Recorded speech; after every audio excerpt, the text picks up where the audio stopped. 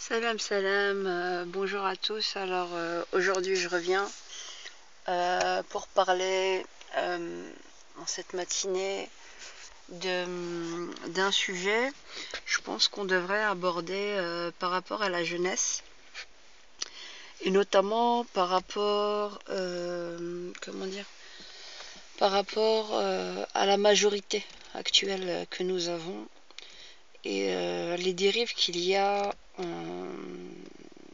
par rapport à la jeunesse à plusieurs niveaux, aussi bien, comment dire, des pédophiles qui essayent de légiférer des choses de manière à avoir un plus grand accès à, comment dire, la consentance juvénile. Ça se fait en fait par étapes. Et ce que j'ai analysé ces dernières années, c'est que tout était imbriqué et de plus en plus lié. L'étau se resserre sur les familles. Donc ici, par exemple, ici en Belgique, la majorité sexuelle est passée à l'âge de 14 ans. La majorité sexuelle. Et les standards de l'OMS de 2010 parlent, donc dans les anciennes vidéos, si vous remontez beaucoup plus loin, dans ce que je fais, c'est beaucoup plus détaillé. Et puis, j'ai tout écrit aussi, avec des dates, avec toutes les sources. Le livre que j'écris, il est très sourcé. Donc, chacun pourra vérifier par soi-même tout ce que je donne comme information. Les standards de l'OMS, l'organisme mondial de la santé, préconisent, donc avec des lobbies en fait allemands qui ont mis sur la table la sexualité en Europe, les standards de la sexualité en Europe. Et on voit dans un tableau, je crois que c'était, je sais plus, c'était la page 37, enfin peu importe, plus tard vous aurez l'info plus précise, où on expliquait, on commence à parler donc, comment dire, de la masturbation enfantine et comment apprendre en fait à l'enfant à découvrir son corps. On a essayé de faire passer ça ces 4-5 dernières années pour un fake, comme quoi on saurait pas lire en fait entre les lignes. Comme quoi on ne saurait pas lire entre les lignes. Et dans une vidéo que je n'avais pas terminée, il y avait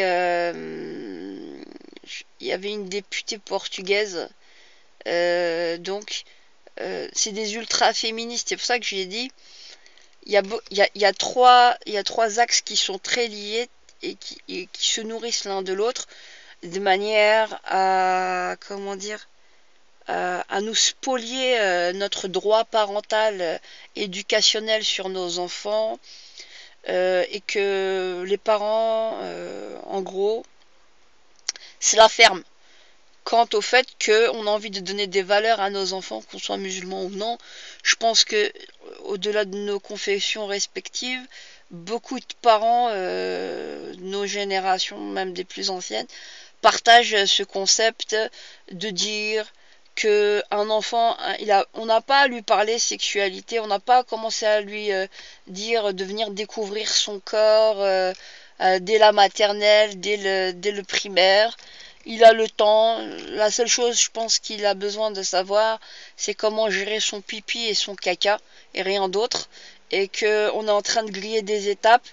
On a fait de la société une société complètement folle, avec des irresponsables qui sont à des postes clés et qui veulent nous vendre de la bâtardise de masse, de la débauche, du libertinage. C'est vraiment glauque. On est vraiment loin des valeurs des années 50, 60, 70. C'est glauque. C'est glauque ce qu'on réserve à nos gosses. Comme j'ai dit, les parents, on est un peu lâches quand même sur pas mal de points. Les imams, c'est idem. J'ai essayé de sensibiliser pendant près de plus de 2 ans les mosquées, enfin niet quoi, y a rien. Y a rien du tout.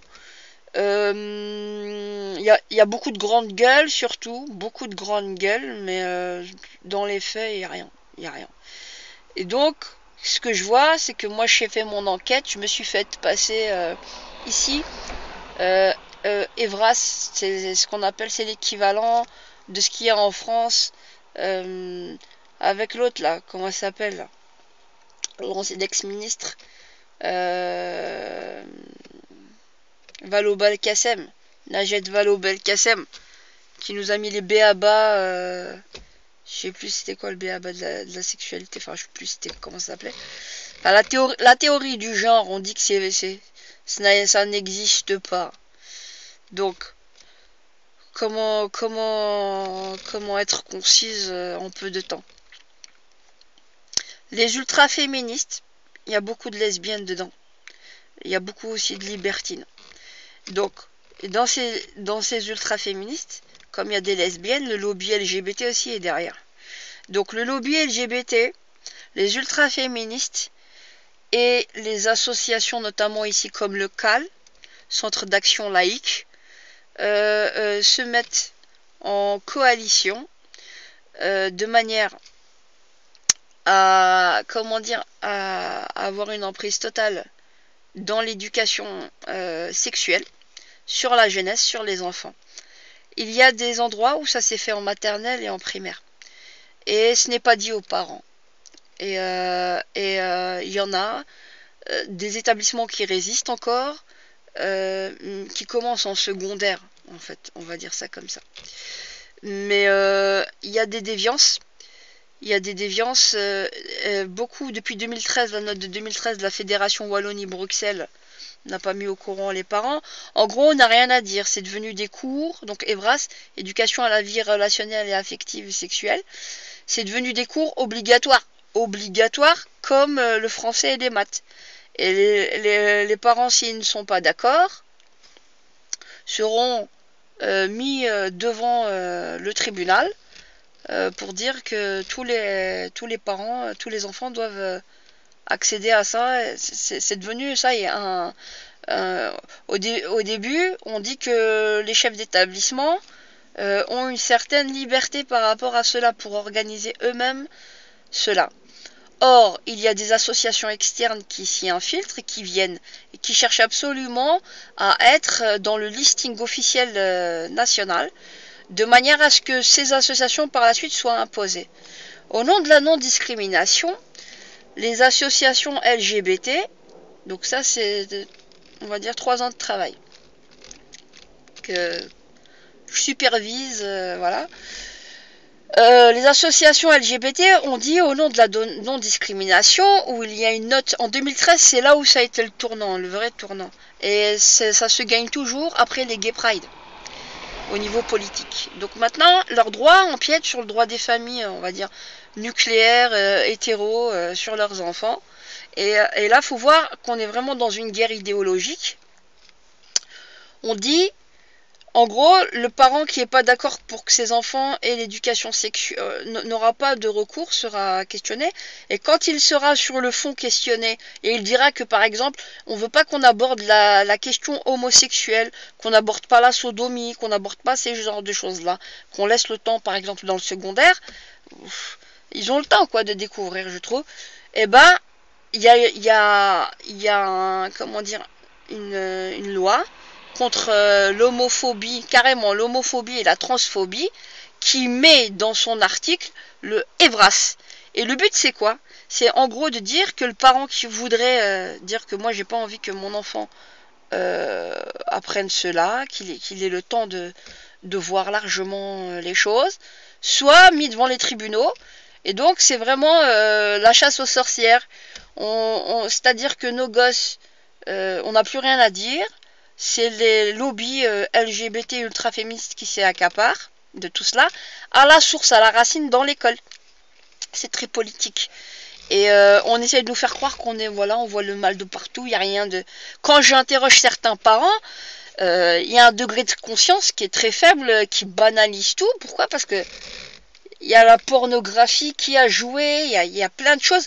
On a essayé de normaliser des choses, moi personnellement, qui ne sont pas normales par essence, pour avoir une sexualité saine. Mais là, on fait carrément, on envahit le mental de nos gosses. En fait, c'est un viol. Pour moi, franchement, je trouve qu'on viole nos enfants. Il y a beaucoup de violence et c'est un viol, quoi. On leur laisse pas vivre leur enfance. On les laisse pas grandir à leur aise et découvrir à leur aise les choses. On peut faire de la prévention, mais maintenant, l'outil de prévention est devenu une arme de guerre. C'est devenu une arme qui va saper les fondements et faire de l'ingérence dans l'éducation familiale. Et on prend toujours par défaut, donc c'est vrai qu'il y a des gens qui sont je m'en foutistes dans les familles, mais par défaut, c'est pas parce qu'il y en a justement cette minorité qui est je m'en foutiste qu'on banalise et qu'on généralise et qu'on dit que tous les parents s'en foutent et que par défaut, comme ils s'en foutent, ils sont jugés par défaut de ne pas être capables de donner l'éducation à leurs gosses. Ça, c'est pas concevable. Donc je reviens vite fait parce que je vous dis, je vais un peu dans tous les sens, il y a tellement de choses à dire, il y a tellement d'infos à donner, que je me suis fait passer pour une dame voulant faire l'éducation sexuelle, genre dans les écoles. On m'a envoyé le catalogue. J'ai les preuves. On m'a envoyé le catalogue des fournisseurs. Il y a beaucoup de fournisseurs d'Allemagne, il y a aussi en France. Et dans les fournisseurs, on commençait à montrer aussi qu'il y avait des fournisseurs pour des peluches. Des peluches, c'est pas pour des secondaires. Des peluches en forme de vulve, en forme de pénis, en forme de pour montrer ça aux enfants. On essaye de normaliser des choses qui ne sont pas normales. Donc, si l'homosexualité est quelque chose de normal, ça c'est une chose. C'est normal pour ceux qui entre guillemets, qui le sont réellement, pas par perversité, pas par libertinage. D'accord, c'est leur norme à eux. Ça n'est pas la nôtre. Elle n'est pas majoritaire. Cette minorité n'a pas à nous, comment dire, à nous faire aussi de l'inquisition. Je vous dis, hein, on est dans l'époque, depuis ces derniers 30 ans, 25 ans, une époque inquisitionnelle. Ça va dans tous les sens.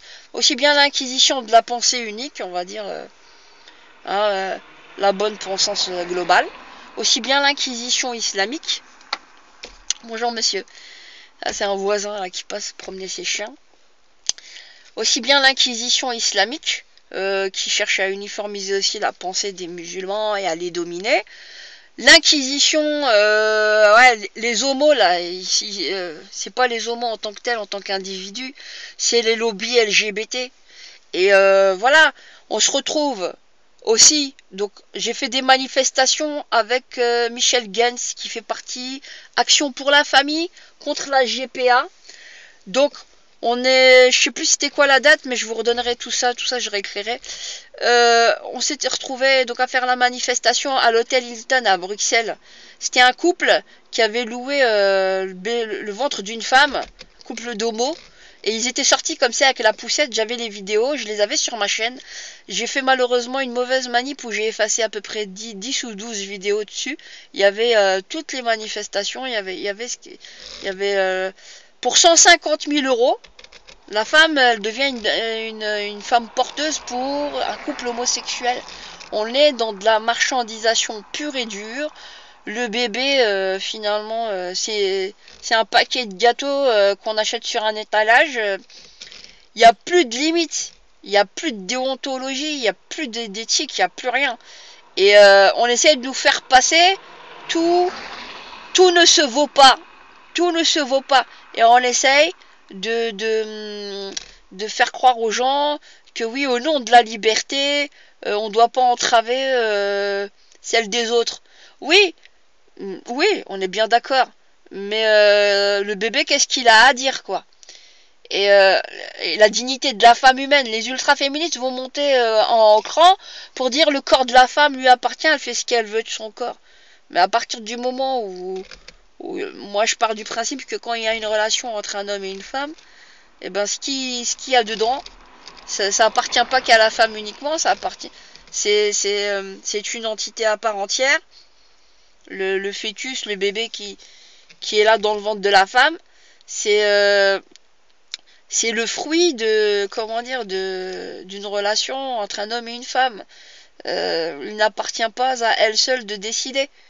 Et moi, je pars du principe que je ne suis ni pour sa soumission, mais faut pas abuser. En fait, on passe tout le temps du tout au tout. Il n'y a plus de juste milieu.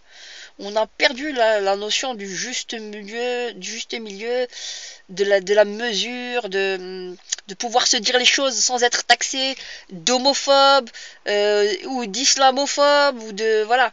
On peut plus rien se dire aujourd'hui. L'inquisition, avec tous les organes et les lobbies et les lois là qui finissent finalement par nous museler. On est dans l'inquisition. C'est ce qui était devenu dans un temps des outils de prévention sont devenus c'est la dictature, la dictature.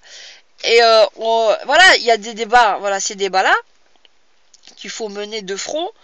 Voilà, donc la liberté des homos, elle n'empiète pas sur les familles nucléaires hétérosexuelles qui ont un droit de regard sur l'éducation de leurs enfants.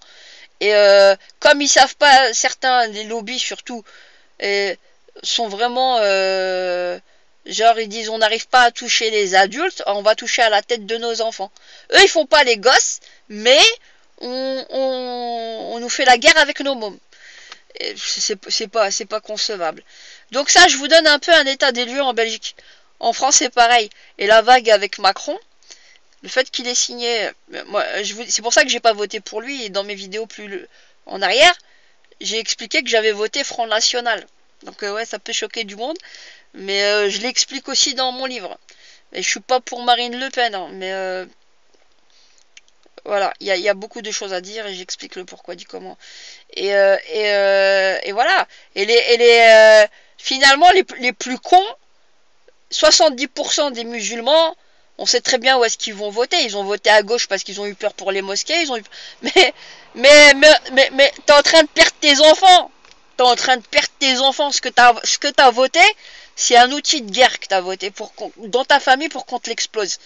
Donc, le moindre mal, Marine Le Pen, même si je la trouve conne, elle est moins radicale que son père quelque part. Et moi aussi j'ai des choses à lui dire, hein. Mais même si elle me fait chier, j'ai voté pour elle parce qu'il y avait Dupont-Aignan que je voulais. S'il y avait moyen, il y aurait eu. Il y a plein de choses à dire, plein de choses à dire. Donc on s'est fait arnaquer et les musulmans qui se sont crus intelligents en ayant voté à gauche,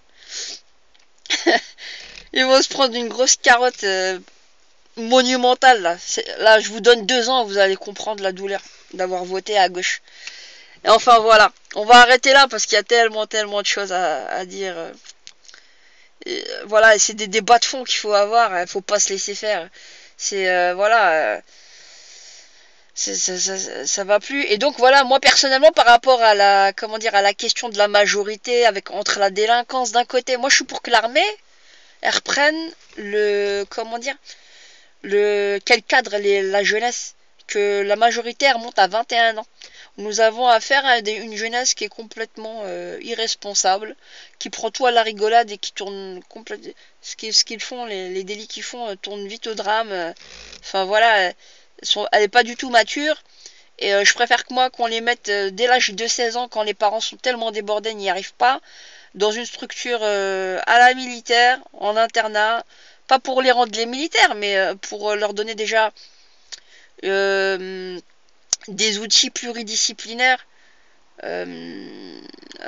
pour se développer, pour aussi bien les intelligences multiples que plein de choses. Ouais, il y en a qui comprendront pas, mais moi, j'ai passé je voulais m'engager à l'armée, comment dire, à mes 19 ans, mais je raconte tout ça. On a voulu m'envoyer au Kosovo, puis après comment dire, j'ai signé une lettre de déchargement pour pas être engagé pour les 2 ans. J'ai fait mon test à la caserne de Vincennes, et puis j'avais des amis parachutistes qui se sont engagés, qui étaient partis. Enfin voilà, je raconte, de toute façon tout ça je raconte, mais je vous explique que il y a tellement de choses à dire qu'il faut parler, faut parler. Moi, j'aimerais bien que les gens qui me suivent aujourd'hui puissent faire des vidéos et me les envoyer. Parce que voilà, c'est vrai, bon, les commentaires, je les lis et tout, mais genre en forme de réponse pour qu'il y ait une forme d'échange, même si c'est pas du direct, parce que bon, voilà, faudrait que j'installe une caméra. Et ouais, je fais attention, je mets pas de caméra pour mes gosses. Donc voilà, donc il y a plein de choses. On verra ça, comment on pourrait développer les choses. Pensez à faire des vidéos, envoyez-les moi. Ça me ferait plaisir que vous parliez, voilà. Même si vous voulez pas les rendre publics, bah, envoyez-les moi à mon adresse mail Omri Belgium OM2RI Belgium BELGIUM Omri Belgium en un mot arrobase gmail.com gmail.com. Voilà, on continue à discuter, à échanger comme ça. Faut qu'on s'exprime. On a essayé de nous complexer, qu'on était des rétrogrades, qu'on était des... c'est comme le terme conservateur, on n'est pas des conservateurs, on est des préservateurs. Conservateur, ça donne dans l'inconscient, la psyché des gens, c'est une boîte de conserve, c'est périmé, donc faut passer à autre chose. Non, on n'est pas des conservateurs, on est des préservateurs. Il y a une énorme nuance.